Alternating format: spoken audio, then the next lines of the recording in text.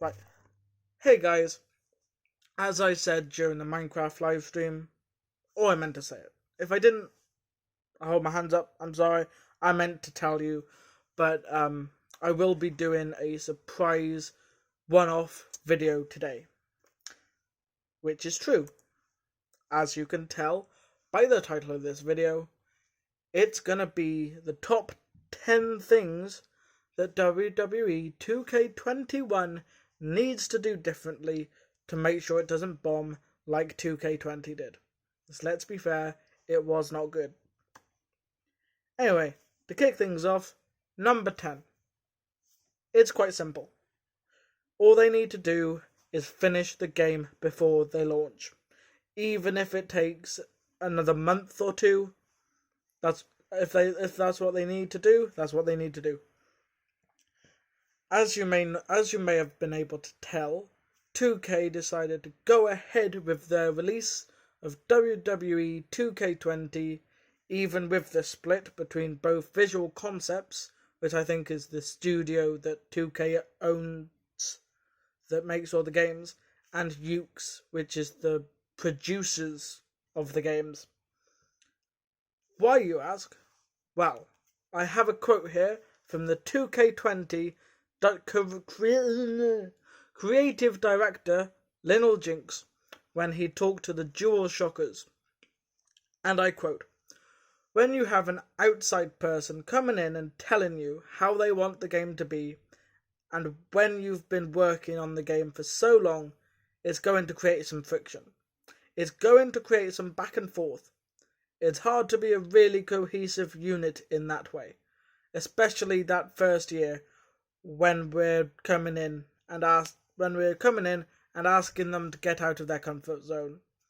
We realised from that point on, it was like, alright, we know what we got, we know what their strengths are, and we have to play to their strengths, and add features here and there to try to get us there over time.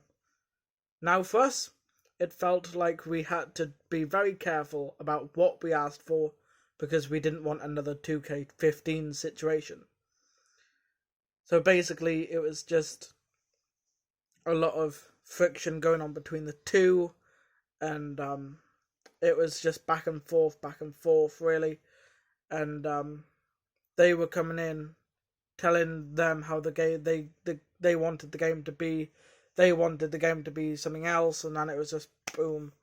So yeah, that's basically what happened there. Take that how you will, you know. But yeah, again, I'm just quoting here, so take it as you will. But that's what the 2K20 creative director said. That's all I'm saying. Number 9 is add more match types. Even with the added feature of create a match, it has not been the difference maker that many people hoped. If it was allowed more creativity, it has real potential. Instead, it just lets you meddle around with the base match types, changing the rules and win conditions. So instead of having the player come up with the match types themselves, why not just add them to the game? Some suggestions are War Games, Inferno Match, Buried Alive, and many others. Casket, First Blood, different types like that. Many others. Number 8. Reset the controls. Was there ever any need on changing the controls? I don't think so. All it did was made the auto reversal payback barely functional, and ruined players' chances of hitting finishers when they accidentally only pressed down the grapple button, which I've done multiple times. I've either pressed the grapple button or the strike button instead of both at the same time. Ended up screwing me and ended up not letting me win the match. Like literally, I went for a strike and then I went for my finisher. He got a reversal, hit his finisher, and then he got the victory. But anyway, was I the only one that did not get on with these button changes? If so, put your argument down in the comments, and we'll see how we go on from that. Moving on though, is number 7, commentary. Just that word alone, and you will already agree with me. Compared with 2K's other big yearly project, the NBA games, the WWE commentary might as well be done by two parrots who have just been recited some wrestling names and body parts, and are just saying them at random intervals. I know everyone goes on and on about it, so I won't be there. So I won't, but there, I said it. The commentary really needs improving for next year's game, otherwise it's just going to get repetitive. We've had the same commentary people. Well, not people, but the same type of commentary for years now. And it's barely made a difference. It's barely changed, except the voices that's saying them. That's all the changes we've had to the commentary. And we need to add that little bit of... We need to add that bit of personality to the commentators. We need to add that bit of as if they're watching a match rather than just, again, being two parrots and just reciting wrestling names and body parts and wrestling moves and everything, even if they don't even go with the match type.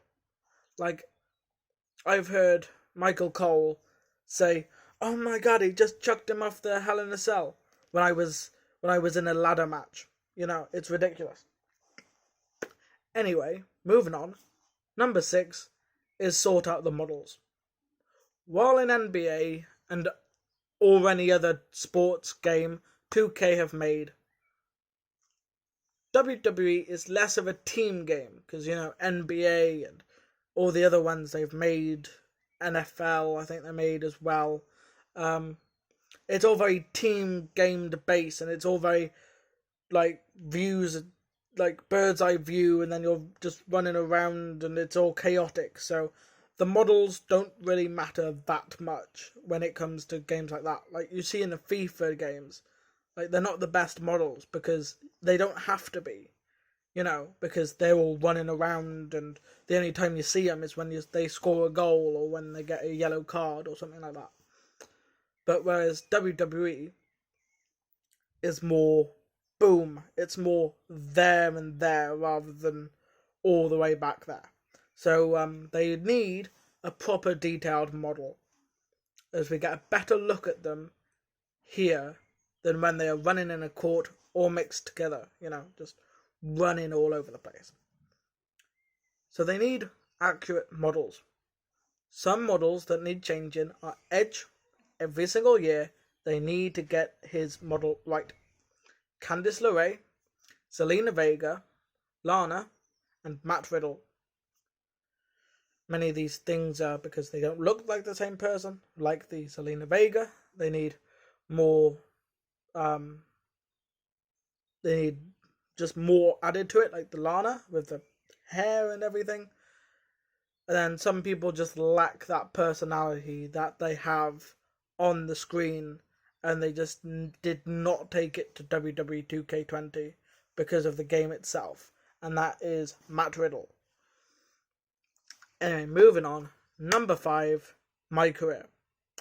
Now don't get me wrong, I loved the latest My Career story. However, why I added it to the list was because of WWE 2K17.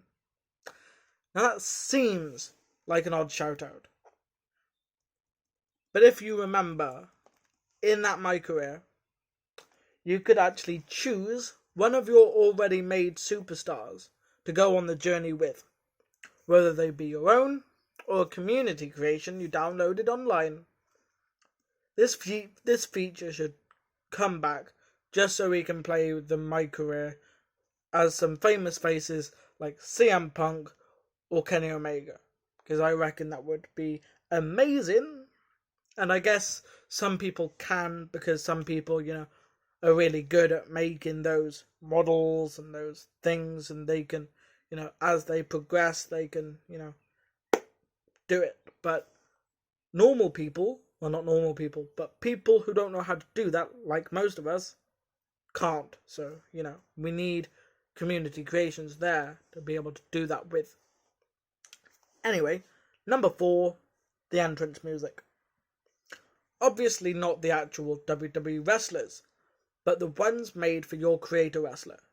Seeing a star like Hulk Hogan or Chris Jericho you found online come out to some generic backing track is a real shame, when they could instead be able to connect a Spotify account to the game so that you can use their actual music for free. It's not hard. Spotify, I'm pretty sure, is on both PlayStation and Xbox. So you can just, connect to that, download this, even if you have to download the Spotify songs onto your PlayStation, and then do it and then have it like that. As long as it gets in the game, I don't mind. Just, they need to add it to the game. Otherwise, because, then we can have more authentic creator wrestlers. And that's what WWE wants, isn't it? To have a more authentic wrestling game. So having Chris Jericho come down to Judas, having Hulk Hogan come down to Real American, will just add to that authenticity. Now, I know Hulk Hogan was DLC in last year's game, but 2K19, he wasn't in it. So many people made him in that, and other games before that. So yeah, that's why I chose Hulk Hogan. Anyway, number 3, speaking of DLC, it is the DLC. Even though the game was a mess when it arrived, instead of fixing the issues, they just added more and more DLC. Instead of just giving us storylines and new wrestlers, they could add so much more. Things like new match types, game modes, and other things. It could just expand the entire game rather than just, one mode of it, like the 2K originals. It could be so much more than it is right now. Anyway, number 2, game codes. Similar to the DLC entry, the game codes had potential. However, instead of doing special pay-per-view codes for things like updated attires and arenas, all they give us are extra VC points, which barely any of us need anyway, because we all either play the game a lot or just, already have all of the wrestlers, and we've already completed my career. Because the thing is about my career, you don't need good attributes to do it. Because mine right now, I think 72 and 75, and I'm practically done. I beat The Undertaker with a 72 rated Bodinson. That's not good. They need to add that sort of thing into the My Career mode, where it's based on your overall. But is that going to happen? Probably not, because, they're more story focused rather than, actually making it a challenge. Anyway, number 1. The quite obvious, lack of general manager mode.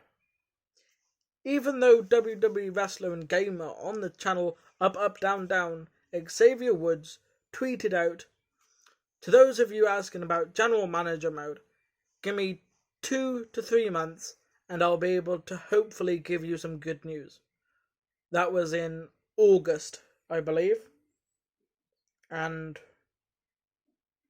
the only news we've had is that since then is that he has stated numerous times on podcasts that he would love to make a general manager game for the mobile, which I'm very excited for if it does come into fruition.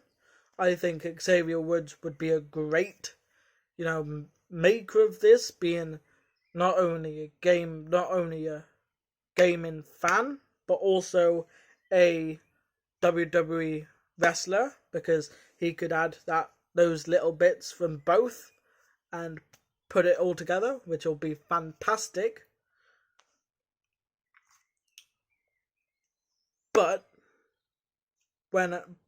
even though nothing has come of it yet, in WWE 2K21 they could add a general manager mode in as DLC, like the fantastic game Fire Pro Wrestling World did with their Fire Promoter mode, which was, I think, 15 quid. Unless it was on offer, in which case it was sometimes like, I got it for 3 quid. It was amazing. It's like the best general manager mode of all time, because you got so many promotions. It's battle of the promotions rather than of the brands or something like that. Anyway, guys, that's the end of the video. I hope you enjoyed it. I hope you'll stick around for the Pacey Bits video that I will be making tomorrow. I'm sorry this was a bit late, but I fell asleep. But yeah, I'll see you guys in the next video, hopefully, if you stick around. I'll see you then. Goodbye.